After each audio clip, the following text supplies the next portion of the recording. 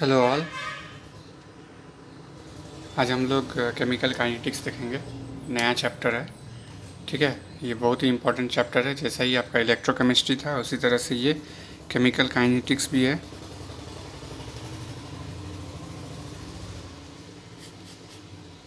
ठीक है। ये चैप्टर हम लोग क्यों पढ़ेंगे, है ना, ये क्यों क्या काम आता है। ठीक है। तो जैसे आपने थर्मोडायनेमिक्स में देखा था कि वो क्या है, आपका वो फिजिबिलिटी बताता है किसी केमिकल रिएक्शन का, कि मतलब ये केमिकल रिएक्शन पॉसिबल है या नहीं है। करेक्ट। वो सिर्फ इतना ही बताता है। थर्मोडायनेमिक्स बस यही बताता है कि क्या है उसका फिजिबिलिटी रिएक्शन, है ना।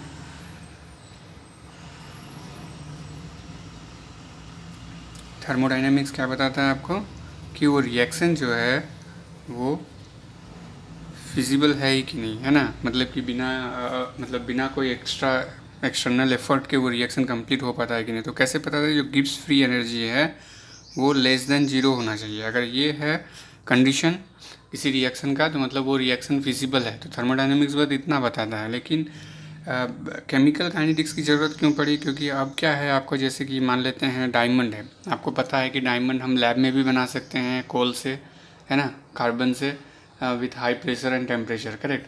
तो हम थर्मोडायनेमिकली देख लिए कि हाँ ये पॉसिबल है, लेकिन केमिकली जो है ये थोड़ा डिफ़िकल्ट हो जाता है, लेकिन बन जाता है। तो डिफ़िकल्टीज़ ये है कि आपको वहाँ पता चलता है रेट ऑफ रिएक्शन क्या है उसका, मतलब जितना उस डायमंड का कॉस्ट नहीं है उससे ज़्यादा आपको जो है इस प्रोसेस में कॉस्ट आ जाता है। करेक्ट। तो सिर्फ थर्मोडायनेमिक्स के कहने से नहीं होता, आपको उसका केमिकल काइनेटिक्स, उसका फैक्टर, है ना, क्या क्या है, वो सबको भी दिमाग में रखते हुए किसी रिएक्शन को कंप्लीट करना होता है। करेक्ट। ये इस तरह से होता है कि कोई भी सामान आप कह देते हैं कि कोलकाता से यहाँ लाना इजी है। मतलब कि जैसे आपके दिमाग में आता है कोई सामान कोलकाता में है, यहाँ पे लाना है, तो थर्मोडायनेमिकली आपने कह दिया कि हाँ वो इजी है, वहाँ से यहाँ आ जाएगा, है ना। अब केमिकली केमिकल काइनेटिक्स बताता है कि वेदर वो कैसे आएगा। अभी लॉकडाउन है, अभी तो नहीं आ सकता है। ठीक है। तो यहाँ कंडीशन आ गया है ना, लॉकडाउन के कारण आपका जो है वो मूवमेंट नहीं हुआ, पार्सल तो आपके पास नहीं पहुँचा। तो ये हो गया केमिकल काइनेटिक्स। लेकिन थर्मोडायनेमिकली तो पॉसिबल था कि कोलकाता से सामान यहाँ आ सकता है, पहले भी आया है, लेकिन अभी नहीं आ पा रहा है बिकॉज अभी फैक्टर उस अनुकूल नहीं है। करेक्ट। ठीक है। सो हम लोग इसमें क्या देखते हैं केमिकल काइनेटिक्स में,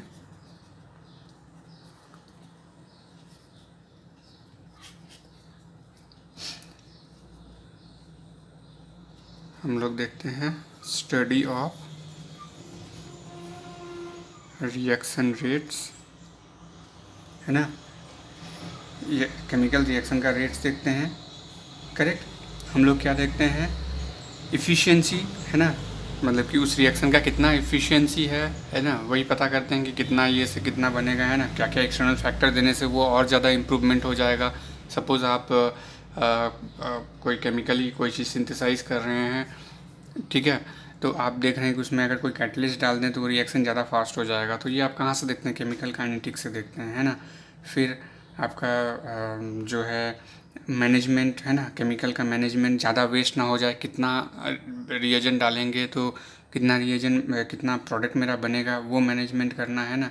फिर आप टाइम भी इससे बचा लेते हैं। जो रिएक्शन आपका 20 मिनट्स में हो रहा था कैटलिस्ट के कारण, वो अब 2 सेकंड में हो जाएगा। तो फैक्टर आप निकालते हैं कि रेट डिटरमिनिंग स्टेप कौन सा है, तो उससे आप क्या करते हैं, उसको और थोड़ा सा फास्ट करने की कोशिश करते हैं, डिफरेंट डिफरेंट कैटलिस्ट मॉडिफाई करके आप उस रिएक्शन को आगे प्रोसीड कराते हैं। करेक्ट। ठीक है। अब इसमें फैक्टर क्या क्या है जो कि इसको अफेक्ट करता है, ये हम आगे भी डिटेल में देखेंगे। फैक्टर्स इसमें है आपका कंसंट्रेशन। कंसंट्रेशन मतलब इनिशियल कंसंट्रेशन, जिससे रिएक्शन आपने स्टार्ट किया है वो कंसंट्रेशन कैसा है। अगर बहुत ज़्यादा कंसंट्रेशन है इनिशियल का, तो वो ऑटोमेटिकली है कि फॉरवर्ड डायरेक्शन में जाएगा, कुछ ना कुछ प्रोडक्ट बनाएगा, है ना। और जैसे जैसे कंसंट्रेशन घटते जाएगा वो स्लो हो जाएगा। करेक्ट। ठीक है। कंसंट्रेशन है। टेम्परेचर, अब देखेंगे टेम्परेचर के कारण क्या होता है ना, रेट ऑफ रिएक्शन बढ़ रहा है कि घट रहा है, वो भी देखेंगे हम लोग। प्रेशर भी एक फैक्टर है। जैसे आपने अभी डायमंड में देखा था, टेम्परेचर और प्रेशर था फैक्टर, है ना, जो मैंने अभी बताया कि बहुत ज़्यादा टेम्परेचर और हाई प्रेशर में वो कन्वर्ट होता है। करेक्ट। प्रेशर है। फिर आपका जो सबसे इजी है वो है आपका, अगर आपने अच्छा कैटलिस्ट सेलेक्ट किया है तो रिएक्शन बहुत अच्छे से जाएगा, है ना। तो ये 4 फैक्टर आपके पास रहेगा, concentration, temperature, pressure and catalyst. ये 4 फैक्टर से जो है आप किसी रेट ऑफ रिएक्शन को बढ़ा भी सकते हैं और घटा भी सकते हैं, है ना। तो अब हम लोग देखेंगे कि rate of a chemical reaction क्या है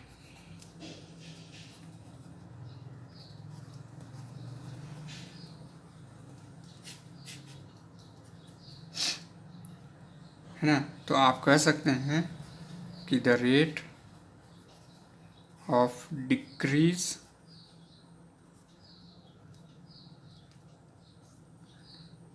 इन concentration of any one of the reactants, है ना। The rate of decrease in concentration of any one of the reactant, मतलब जिस रेट से वो मतलब जो रिएक्टेंट पार्ट है, रिएक्टेंट पार्ट में जो है, मान लेते हैं कि ये आपका R से P बन रहा है ना, तो ये रिएक्टेंट का कंसंट्रेशन हो गया, ये प्रोडक्ट का कंसंट्रेशन हो गया। ये जिस रेट से घटेगा उसी रेट से ये बनेगा, है ना। तो हम लोग यहाँ क्या करेंगे, द रेट ऑफ डिक्रीज, मतलब पहले T में कितना था, T2 में कितना हुआ, T3 T4 में कितना हुआ, वो जैसे जैसे घटते जा रहा है उसी अनुसार ये बढ़ते जाएगा। तो ये जो घटने का क्रम है यही उसका rate of a chemical reaction है ना। इसको इस तरह से बोल सकते हैं, या फिर प्रोडक्ट के रिस्पेक्ट में भी बोल सकते हैं। और the rate of increase in concentration of any one of the product, है ना। तो जो रेट ऑफ इंक्रीज़ है ना, इस प्रोडक्ट का, टी में T0 बराबर में क्या था, T इक्वल टू 1 में क्या था, T इक्वल टू T2 में क्या था, तो ये बढ़ते जा रहा है। तो ये बढ़ने का क्रम को ही हम कहेंगे rate of a chemical reaction. तो या तो इसके घटने के क्रम को कहेंगे या इसके बढ़ने के क्रम को कहेंगे, और दोनों इक्वल होगा, करेक्ट। वो हम लोग नेक्स्ट में देख लेंगे कि दोनों कैसे इक्वल होगा। तो हम लोग जस्ट मान के चलते हैं, फॉर ए रिएक्शन, है ना, एट कांस्टेंट वॉल्यूम R से P, है ना, रिएक्टेंट से प्रोडक्ट, जब T इक्वल टू 0 था तो इसका कंसंट्रेशन 1 मोल है, मान के चलते हैं। तो उस समय में तो ये 0, रिएक्शन शुरू नहीं हुआ है, तो ये 0 मोल होगा, करेक्ट। जब T इक्वल टू T1 हो रहा है तो ये क्या होगा, ये मान लेते हैं R1 रहेगा, और प्रोडक्ट क्या बनेगा आपका, कुछ तो प्रोडक्ट बनेगा, उसको P1 मान लेते हैं। और जब T इक्वल टू T2 रहेगा तो ये मान लेते हैं घट के R2 बचेगा, और ये प्रोडक्ट बढ़ के P2 बन जाएगा, करेक्ट। ये बॉक्स हम लोग यूज़ करते हैं, ये बॉक्स का मतलब क्या है आपका, मोलार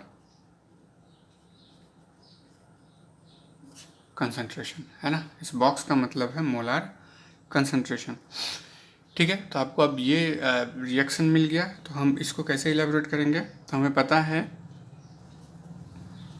डेल्टा T क्या होगा, T2 माइनस T1, यही होगा डेल्टा 2, है ना। और डेल्टा रिएक्टेंट, मतलब डेल्टा मतलब क्या है, ये चेंज इन टाइम, ये change in reactant concentration, molar concentration, है ना। तो ये क्या हो जाएगा आपका R2 माइनस R1, है ना। यहाँ R2 क्या है आपका, कम है, R1 ज़्यादा है, क्योंकि टाइम के साथ क्या हो गया आपका, ये R1 ज़्यादा है, ये कम है, क्योंकि टाइम जैसे जैसे बढ़ते जा रहा है रिएक्टेंट घटते जाएगा, और टाइम जैसे जैसे बढ़ेगा प्रोडक्ट बढ़ते जाता है। तो यहाँ R2 कम है R1 से, तो यहाँ कम से ज़्यादा को माइनस करेंगे तो ऑब्वियसली यहाँ नेगेटिव में आएगा वैल्यू, है ना, नेगेटिव में आएगा। क्योंकि यहाँ लिख दीजिए आप, ज़्यादा कन्फ्यूज़ होने की ज़रूरत नहीं है। यहाँ पर क्या है आपका R2 से R1 ज़्यादा है, करेक्ट। अब डेल्टा P प्रोडक्ट का कंसंट्रेशन देंगे, molar concentration change in product molar concentration क्या होगा, P2 माइनस P1, ये पॉजिटिव होगा क्योंकि यहाँ पर P2 ज़्यादा हो रहा है टाइम के साथ। यहाँ लिख सकते हैं P2 जो है ज़्यादा है P1 से, करेक्ट। हम लोग रेट निकाल लेंगे।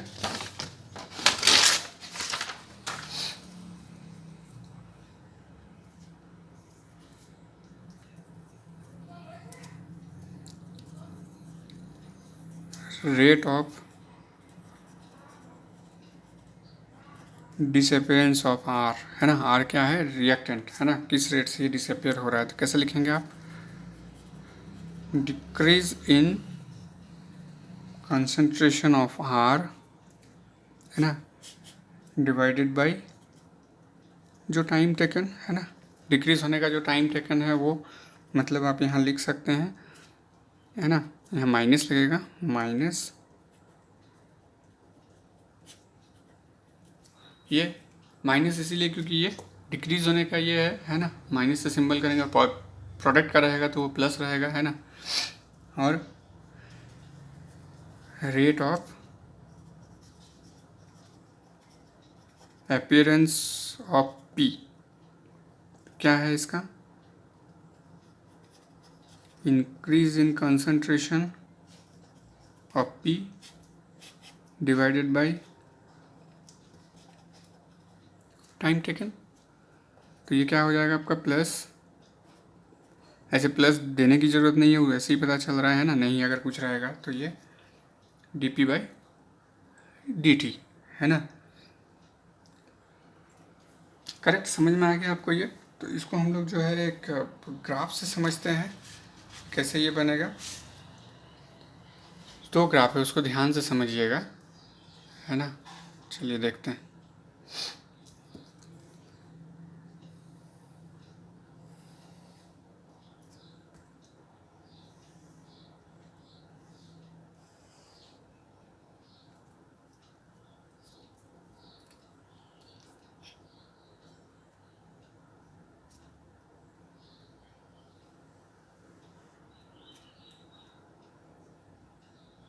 एक प्रोडक्ट के रिस्पेक्ट पे ग्राफ है और एक रिएक्टेंट के रिस्पेक्ट पे ग्राफ है।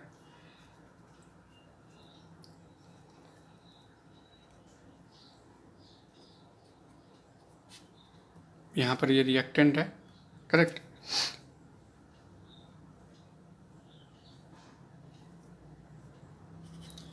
नहीं होगा, है ना, रिएक्टेंट यहाँ पर क्या होगा, कंसंट्रेशन रिएक्टेंट का मोलर कंसंट्रेशन यहाँ ये ऊपर में ही ज़्यादा रहता है, ऊपर से नीचे आते जाता है तो रिएक्टेंट घटते जा रहा है ना, और इधर में हमेशा टाइम फ्रेम ही रहेगा दोनों में। ये आपका प्रोडक्ट का होगा कंसंट्रेशन, है ना, ऊपर की ओर बढ़ते जा रहा है, और ये आपका टाइम का है, करेक्ट। तो ये रिएक्टेंट के रिस्पेक्ट में है, ये प्रोडक्ट के रिस्पेक्ट में है। तो इसमें हम लोग क्या देखेंगे, अब दो तरह का चीज़ है, एक एवरेज रेट ऑफ रिएक्शन है और दूसरा इंस्टेंटेनियस रेट ऑफ रिएक्शन है, करेक्ट। तो हम लोग देखेंगे पहले एवरेज रेट ऑफ रिएक्शन क्या होता है। एवरेज रेट ऑफ रिएक्शन होता है कि जैसे T1 और T2 जो अभी इसके ऊपर आपने निकाला है, ये एवरेज रेट ऑफ रिएक्शन, मतलब एक T2 से T1 तक का निकाला है ना, मतलब आपको पता है कि आप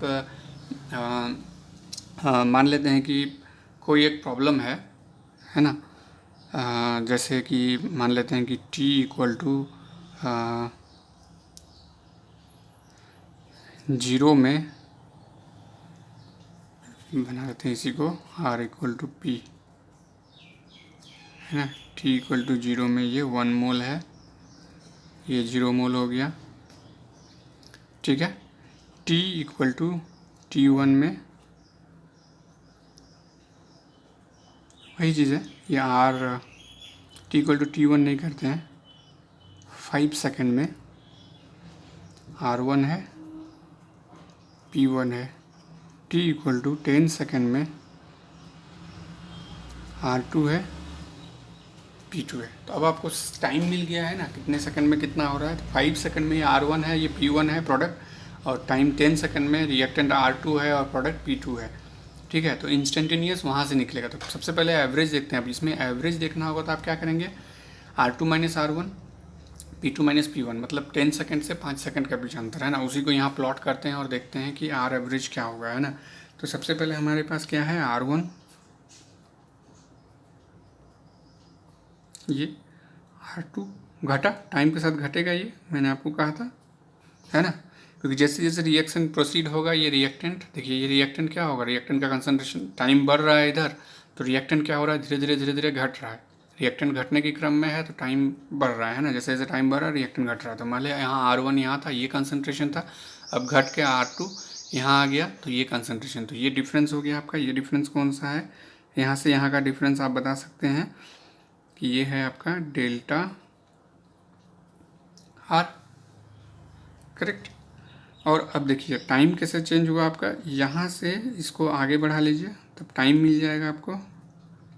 ये T1, इसको आगे बढ़ाइए, ये T2। जब रिएक्टेंट R1 था तो टाइम क्या था आपका T1, जब रिएक्टेंट R2 में पहुंचा तो टाइम आपका क्या है T2, है ना। दोनों तरफ कोऑर्डिनेट को बढ़ा करके हमको ये मिलता है। तो ये डिफरेंस आप निकाल लीजिए, ये डिफरेंस निकालेंगे तो क्या होगा डेल्टा T। तब आप R एवरेज निकालेंगे, R एवरेज वही होता है ना। तो आप क्या करेंगे, आपको पता है यहाँ पर आप क्या डालेंगे, minus delta R by delta T। Delta R क्या है आपका R2 minus R1 divided by T2 minus T1, और यहाँ माइनस रहेगा, यही है आपका, है ना। तो आपने ये एवरेज निकाल लिया, मतलब ये आपका 5 सेकंड है और ये आपका 10 सेकंड है,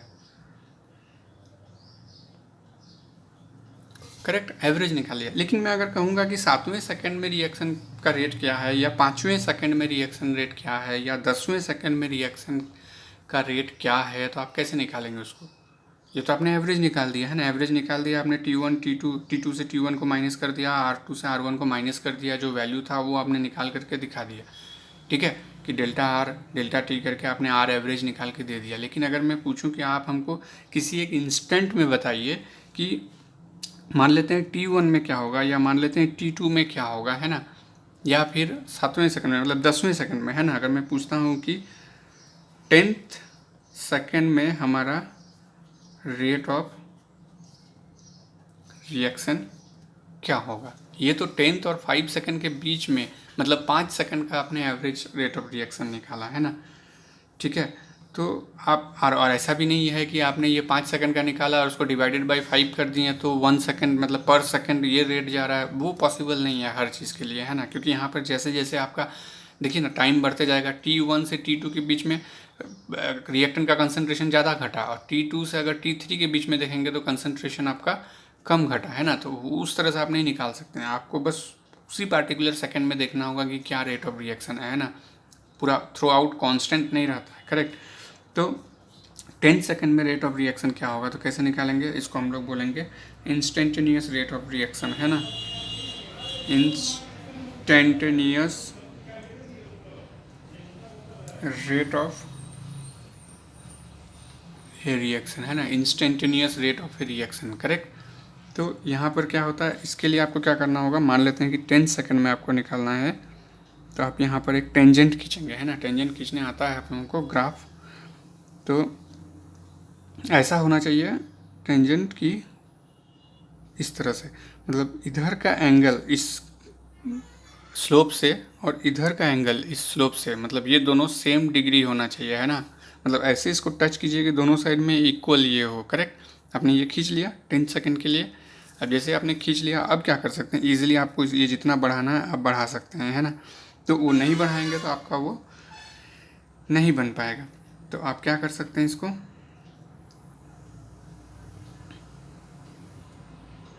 ऐसे बढ़ा लीजिए, करेक्ट। तो ये जो आपने बढ़ाया ये और ये एक हो जाएगा T3, है ना, ये T4, है ना।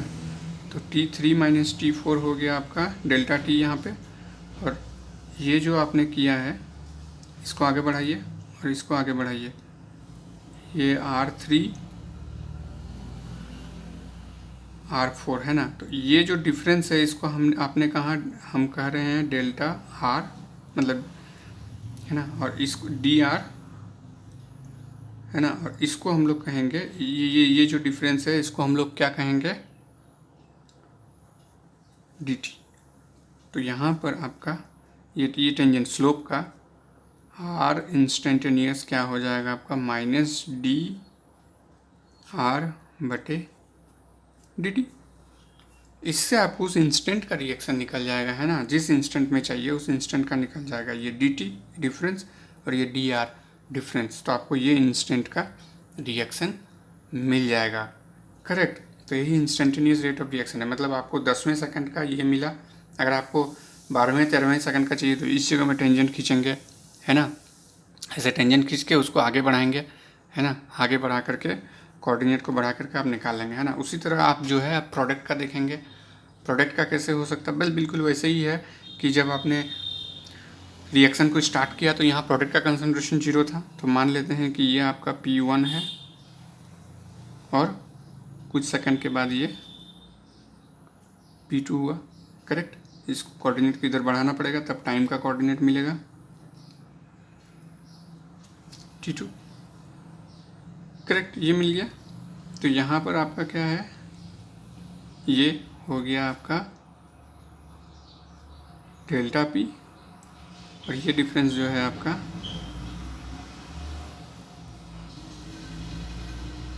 Delta T। तो यहाँ पर जो है आपका R एवरेज क्या हो जाएगा, डेल्टा P बटे डेल्टा T, जो कि आपका क्या है P2 minus P1 divided by T2 minus T1, ये R एवरेज हो गया, करेक्ट। उसी तरह से अगर आप मतलब कि इंस्टेंटेनियस निकालेंगे, R इंस्टेंटेनियस मतलब किसी एक इंस्टेंट का, ये तो हो गया आपका जैसे 10 सेकेंड मतलब 5वें सेकंड में प्रोडक्ट क्या था और 10वें सेकंड में प्रोडक्ट क्या था, और दोनों के उस समय में जो है एवरेज रेट ऑफ रिएक्शन क्या है प्रोडक्ट के रिस्पेक्ट में, तो ये निकला। लेकिन अगर पूछेंगे कि 10वें सेकंड में या 12वें सेकंड में जो है प्रोडक्ट का रेट ऑफ रिएक्शन क्या है, तो मान लेते हैं कि ये वाला पोजीशन जो है आपका, इस जगह में अगर मैं पूछूं कि ये T ये 12वें सेकंड है, 12वें सेकंड में मतलब कि इसका रेट ऑफ रिएक्शन क्या है, तो कैसे निकालेंगे, तो आपको क्या करना होगा, यहाँ पे एक टेंजेंट खींचना होगा ताकि दोनों साइड का एंगल सेम हो,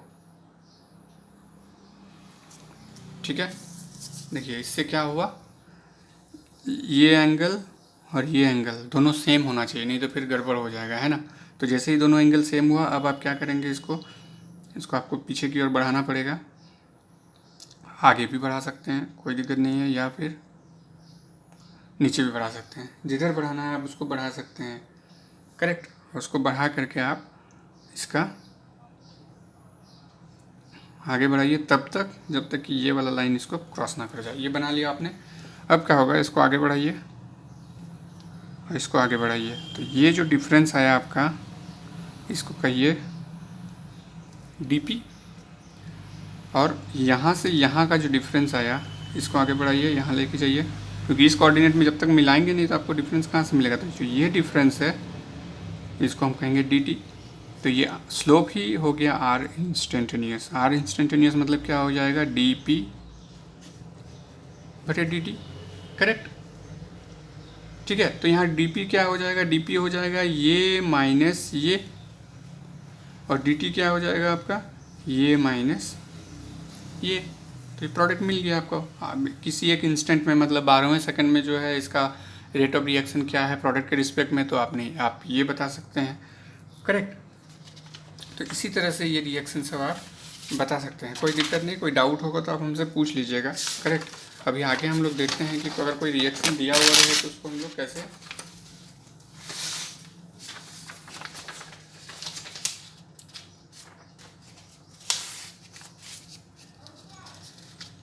देखते हैं इसको, है ना। यूनिट क्या होता है इसका, मोल पर लीटर कंसंट्रेशन का, और जैसे कि आपने पर सेकंड में कर रहे हैं तो ये मतलब टाइम के साथ ये है इसलिए पर सेकंड, है ना। तो ये पूरा इसका कंसंट्रेशन यूनिट हुआ, ये कंसंट्रेशन पार्ट का हुआ और ये टाइम पार्ट का हुआ है, ठीक है। अगर गैसेस कुछ रहा, गैसेस के लिए हो जाएगा आपका एटमॉस्फेयर पर सेकंड, ठीक है। जो एटमॉस्फेयर है ये आपका पार्शियल प्रेशर होना चाहिए, करेक्ट। हम लोग देखते हैं फॉर एग्जांपल एक दो एग्जांपल देखते हैं कि कैसे इसको रेट ऑफ रिएक्शन में सजाएंगे, है ना। जैसे एग्जांपल 1 में है आपका मरकरी लिक्विड में है, Cl2 गैसेस स्टेट में है, तो क्या बना ये मर्क्यूरियस क्लोराइड, है ना। तो इसमें अगर पूछा जाएगा कि रेट ऑफ रिएक्शन क्या है, तो आप कैसे बताएंगे रेट ऑफ रिएक्शन,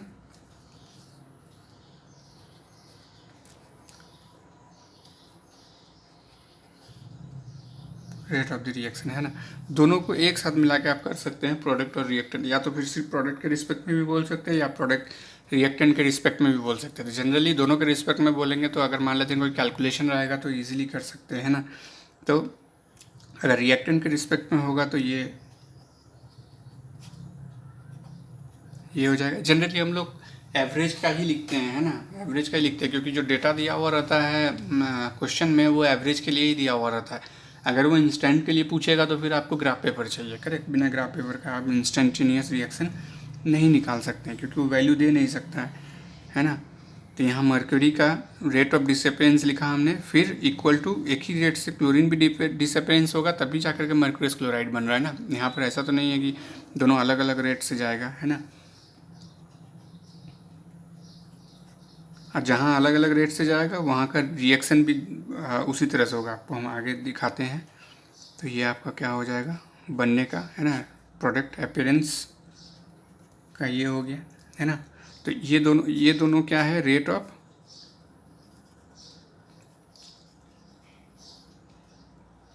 डिसअपीयरेंस, ये क्या हो गया आपका रेट ऑफ